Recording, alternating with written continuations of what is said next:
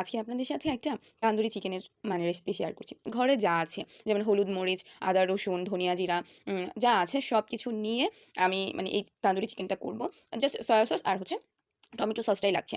এর থেকে বেশি তেমন কিছুই দিচ্ছি না আমি। সবকিছু এটা ভালো করে দিয়ে এটাকে ভালো করে মাখিয়ে নিচ্ছি। কারণ জানেন অনেক সময় আর সাথে একটু কর্নফ্লাওয়ার দিয়ে দিয়েছি।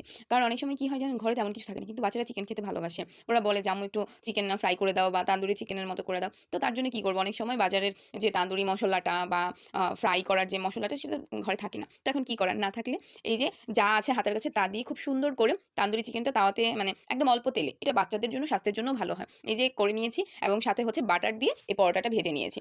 এত টেস্ট হয়েছে, আপনারা বাসায় একবার করে দেখবেন, ট্রাই করে দেখবেন। বিশ্বাস করুন অনেক মজা হয়েছে। কারণ আমি নিজে বলছি না, আমি মনে করি ঘরে যা আছে বাইরের খাবার থেকে, বাইরে কিনে খাওয়ার থেকে না ঘরে যা আছে তা দিয়েই আপনি আপনার বাচ্চাকে একটা জিনিস করে দিন। এটা আপনার বাচ্চার জন্য হেলথের জন্যও ভালো হবে এবং হচ্ছে আপনার বাচ্চার স্বাস্থ্যও ভালো থাকবে এবং যে বাইরের যে ভেজাল জাতীয়